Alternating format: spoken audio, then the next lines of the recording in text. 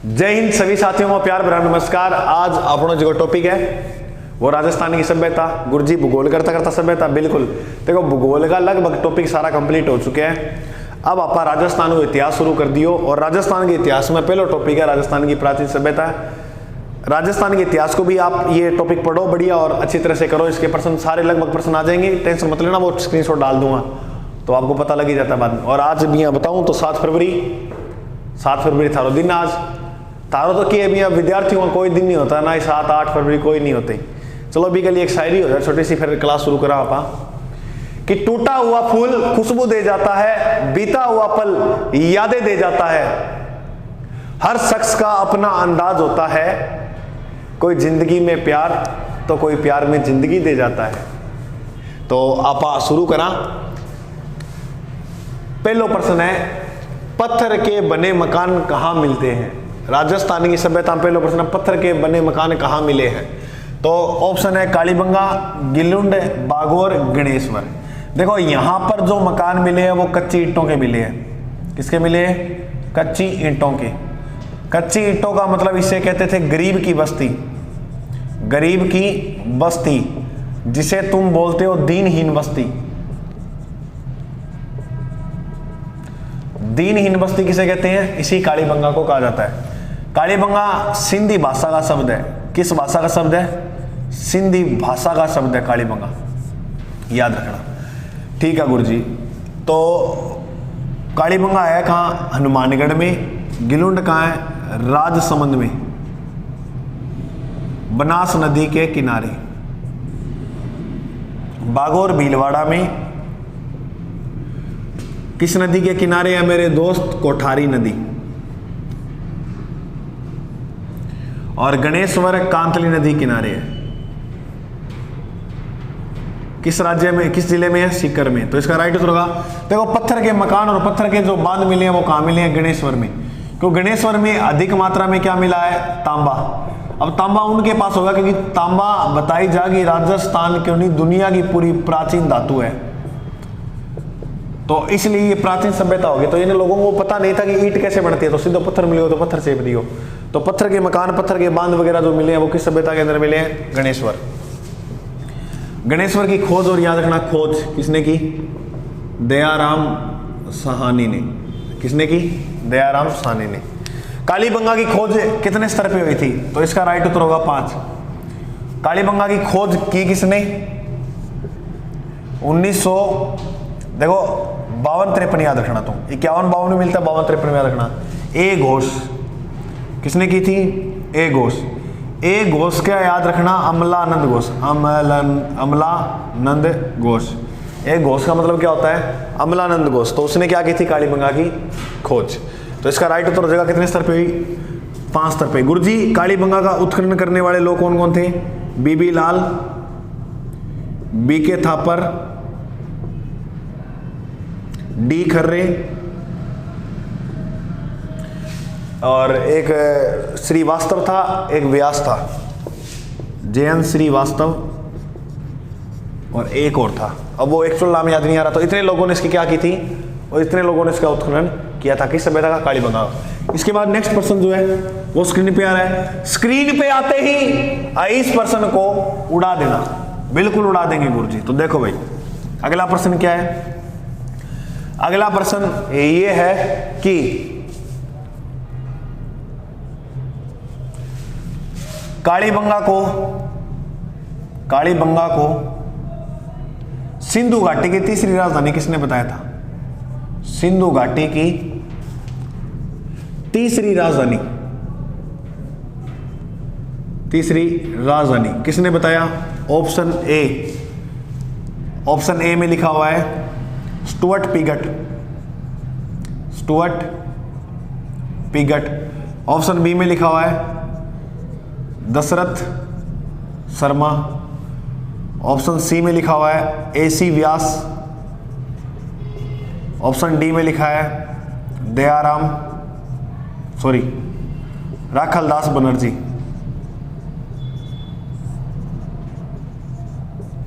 इसके बाद जो नेक्स्ट क्वेश्चन है आपकी स्क्रीन पे,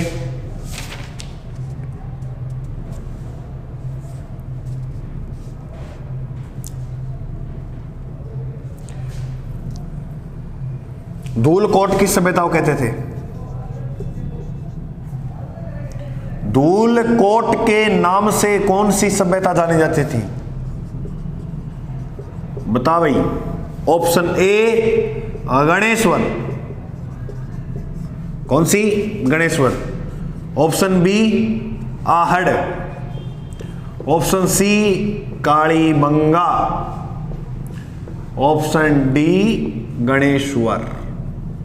गणेश्वर होगी नहीं? हाँ गुरुजी, तो ऑप्शन डी में कुराड़ा कर लो, कुराड़ा। कालीबंगा को सिंधु घाटी की तीसरी राजधानी बताने वाला व्यक्ति था दशरथ शर्मा, जबकि स्टुअर्ट पिगट ने हड़प्पा और मोहनजोदड़ो को जुड़वा राजधानी बताया था। हड़प्पा व मोहनजोदड़ो को जुड़वा राजधानी किसने बताया? वो बताया था स्टुअर्ट पिगट ने। एसी व्यास ने आर्य सभ्यता की खोज की थी। आर्य सभ्यता की खोज किसने की थी? एसी व्यास। एसी का मतलब होता है अक्षय कीर्ति व्यास। राखलदास बनर्जी ने मोहनजोदड़ो की खोज की थी। मोहनजोदड़ो, मोहनजोदड़ो का शाब्दिक अर्थ होता है मृतकों का टीला। विशाल स्नानागार और विशाल अनागार कहां मिले हैं? मोहनजोदड़ो। तो मोहनजोदड़ो की खोज 1922 में हुई थी, ये भी बात याद रखना। धूलकोट के नाम से कौन सी सभ्यता को जाना जाता है? आहड़ को। आड़ को धूलकोट कहते हैं, धूलरगढ़ कहते हैं, धूलरगढ़, और इसी आड़ को महासतियों का टीला कहते हैं। महासतियों का टीला किसे कहते हैं? आड़ को। इसे ताम्र संस्कृति के नाम से भी जाना जाता है। किस सभ्यता को? आहड़ को। आहड़ बेड़च नदी के किनारे, बेड़च या आयड़ नदी के किनारे, आयड़ नदी के किनारे उदयपुर जिले के अंदर है। कहां पर है? उदयपुर के अंदर। ओके गुरुजी, ये समझ में आ गई। तो इसके बाद जो आपका अगला प्रश्न है वो करो। गुरुजी अगला प्रश्न क्या है? पशुपालन के साक्ष्य कहां मिले? मेरा प्रश्न ये है, पशुपालन के साक्ष्य कहां मिले? तो सुनो भाई ध्यान। पशुपालन के साक्ष्य, option A Tilwara, option B Bagor, Bagor, Bagor के बाद ऑप्शन सी ए व बी, और ऑप्शन डी कोई नहीं। बोलो क्या होगा? फटाफट छाप दो कमेंट में। दूसरा प्रश्न लिखे जा रहा हूं मैं।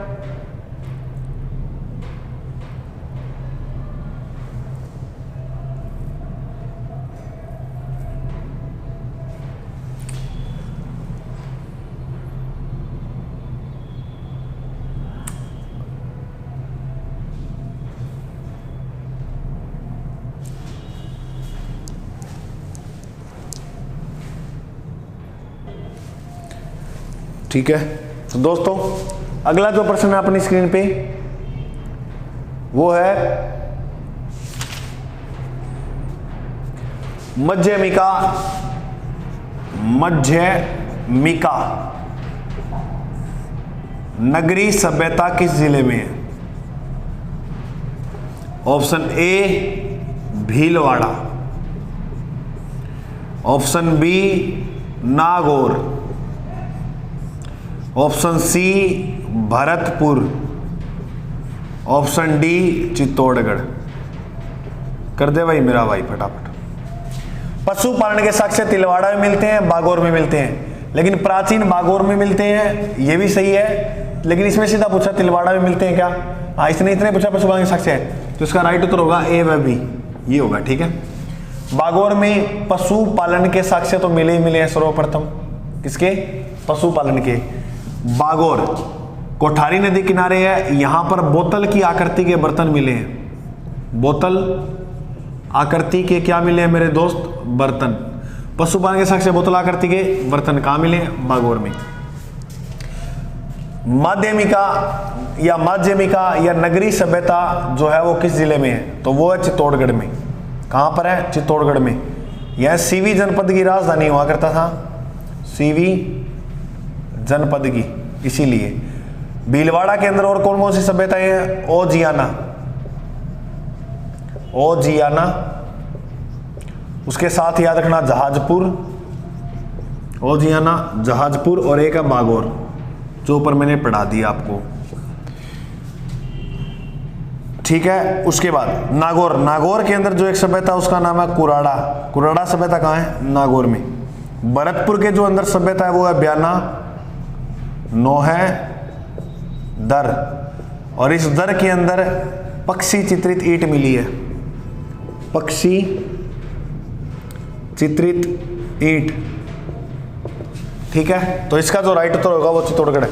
अब बताओ आप, रेलावन सभ्यता किस जिले में, या रेलावन सभ्यता किस जिले के अंदर है, ये बताओ। रेलावन, ठीक है, रेलावन सभ्यता। Option A Bara, option B Bundi, option सी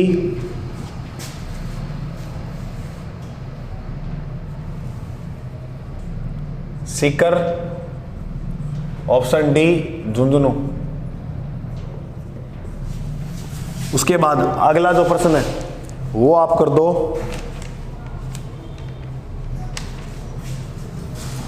राजस्थान में अशोक का अभिलेख कहां से मिला?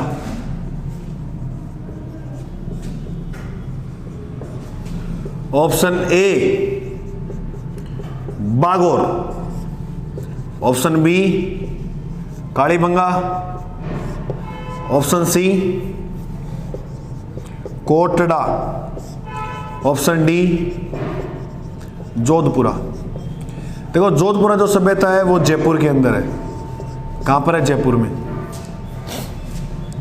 कोटड़ा झालावाड़ में है, और एक है कुराड़ा। कुराड़ा जो सभ्यता वो नागौर। अगर मैंने पहले कोटड़ा अगर नागौर कर दिया ना गलती से, तो वो झालावाड़ कर लेना। कोटड़ा झालावाड़ में, कुराड़ा नागौर में। अब बात करें बागौर। बागौर कहाँ है? भीलवाड़ा, सॉरी बागौर नहीं होगा, यहाँ होगा उत्तर प्रश्न में बेराट। ठीक है, इसका जो राइट उत्तर होगा वो होगा बेराट। बेराट सभ्यता राजस्थान के कौन से जिले में है? जयपुर में। इसका जो विस्तार है बेराट का वो बिजक डूंगरी, डूंगरी वाली पहाड़ी यहीं आएंगे। बिजक डूंगरी, भीम डूंगरी, ग्रेनाइट डूंगरी, गणेश डूंगरी, महादेव डूंगरी। तो ये डूंगरी वाली सारी पहाड़ियां आ जाएंगी। इसका जो प्राचीन नाम मिलता है वो मिलता है विराट नगर।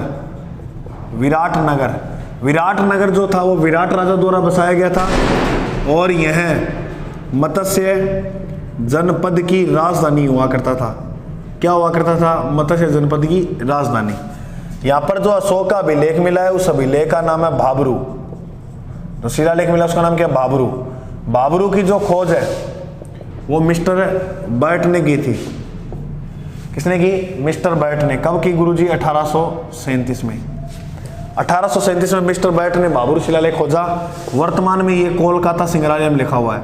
कोलकाता संग्रहालय में। देखो, कभी भी इससे प्रश्न है ना, मौर्यकालीन सभ्यता कौन सी है बताओ? मौर्यकालीन यही है, क्योंकि मौर्यकालीन अशोक का संबंध था। मुगल कालीन सभ्यता कौन सी है? यही है। राजा महाराजाओं की जितनी बात हो वो यही कर देना। बौद्ध धर्म से संबंधित सभ्यता कौन सी है? तो बौद्ध धर्म से संबंधित सभ्यता भी यही है, बौद्धकालीन सभ्यता। ठीक है, रेलावन सभ्यता कहाँ है? प्रश्न तो ये था, वो भी कर लिया। इसका उत्तर विराट होगा। रेलावन सभ्यता जो राजस्थान के कौन से जिले में है? बारा के अंदर। बूंदी के अंदर एक सभ्यता है जिसका नाम है गरदड़ा। बूंदी में एक सभ्यता जिसका नाम क्या है? गरदड़ा। गरदड़ा सभ्यता राजस्थान के कौन से जिले में है? गरदड़ा सभ्यता राजस्थान में बूंदी में है। एक सभ्यता और देखी थी मैंने, इंपॉर्टेंट थी।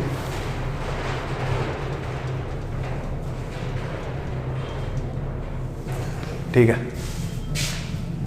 सीकर में एक सभ्यता जिसका नाम है गुरारा, और झुंझुनू में एक सभ्यता थी जिसका नाम था सुनारी। किस नदी किनारे है? कांतली। ये भी कांतली नदी के किनारे। तो इसका उत्तर हो जाएगा 12। ठीक है, याद रखना। आगे बढ़े। बिल्कुल गुरुजी। तू जो कहे जीवन भर तेरे लिए मैं गाऊं, तेरे लिए मैं गाऊं, गीत तेरे बोलों पर लिखता चला जाऊं, लिखता चला जाऊं, मेरे गीतों में तुझे ढूंढे जग सारा, छूकर मेरे मन को। गणेश्वर सभ्यता किस जिले में है, सॉरी किस तहसील में है?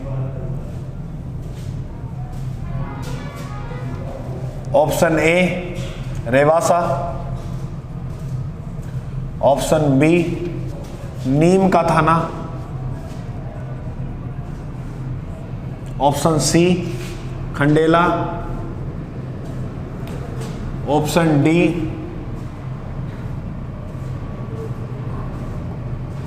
भिवाड़ी। गणेश्वर सभ्यता किस तहसील के अंदर है बताओ। दूसरा प्रश्न करो। इसके बाद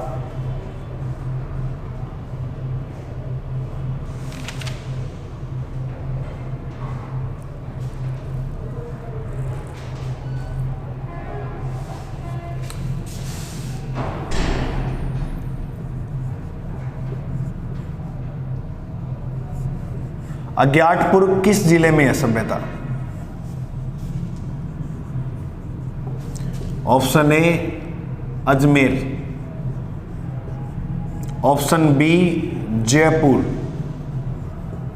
option C Udaipur, option D मेरे भाई भीलवाड़ा। करो। गणेश्वर सभ्यता किस तहसील के अंदर है? तो इसका उत्तर होगा नीम का थाना। रीम का थाना तहसील है और रेवासा कहाँ है? रेवासा है सीकर में। ठीक है। खंडेला पहाड़ी, मुंडरेला तालाब, खंडेला ये इधर ही है, नीम का थाना के आसपास ही पड़ती है। भिवाड़ी कहाँ है? अलवर में। अज्ञातपुर किस जिले में? अज्ञातपुर उदयपुर में। आड़ सभ्यता को क्या कहते हैं? आहड़ को ही तो कहते हैं अज्ञातपुर, तो आड़ भी उदयपुर में है, तो ये भी कहाँ होंगे? उदयपुर।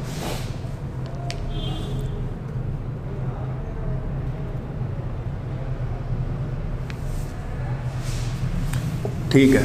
इसके बाद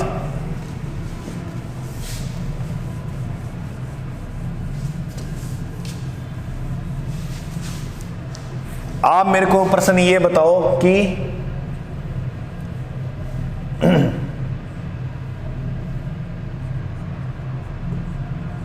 गणेश्वर सभ्यता की खोज किसने की?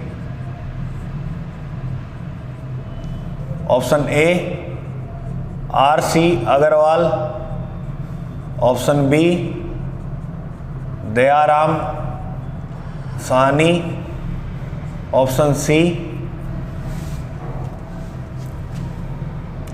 ए Ghosh, option D A C. Vyas. इसके बाद जो आगे का प्रश्न आएगा आपकी स्क्रीन पे,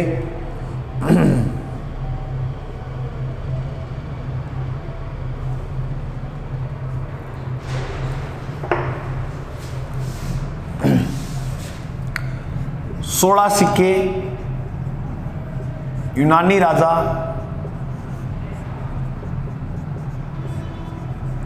मिनाड्र के कहाँ मिले? कालीबंगा,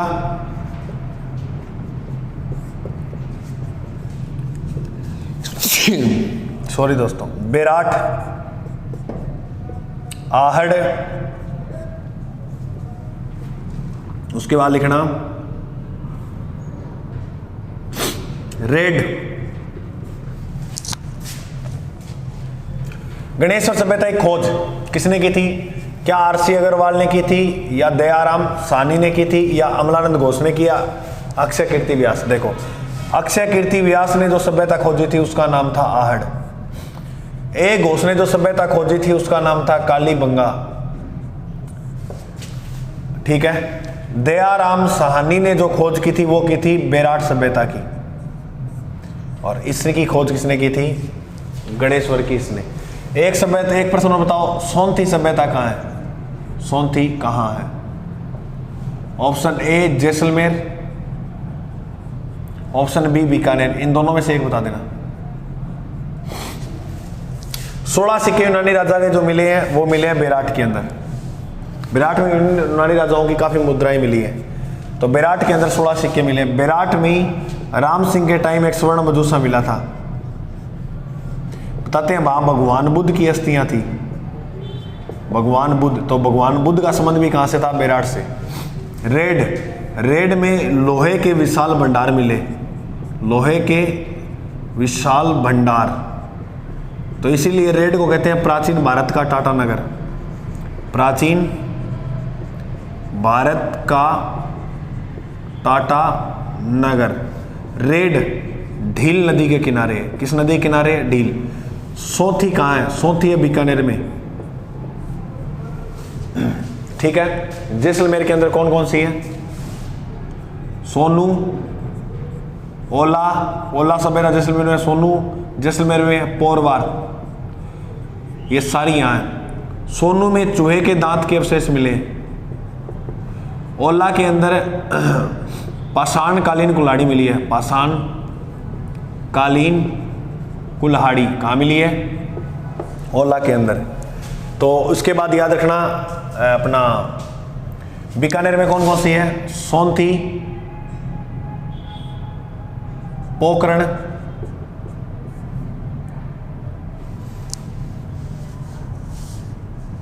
सावनिया।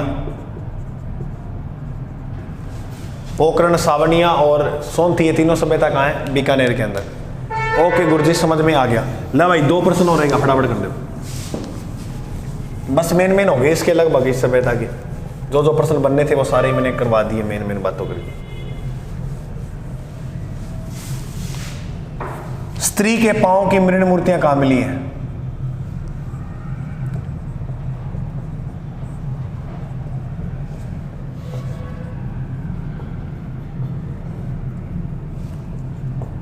आहड़, कालीबंगा, दोनों में से बता देना।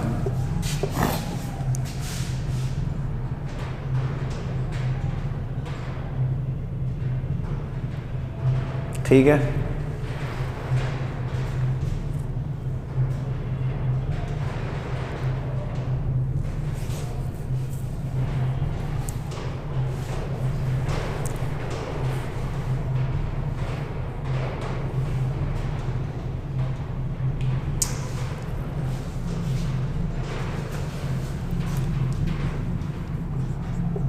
हस्त निर्मित पाषाण कालीन कुल्हाड़ी कहां मिली है?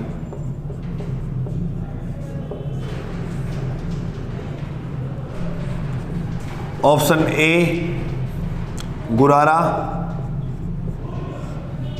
ऑप्शन बी इंद्रगढ़, ऑप्शन सी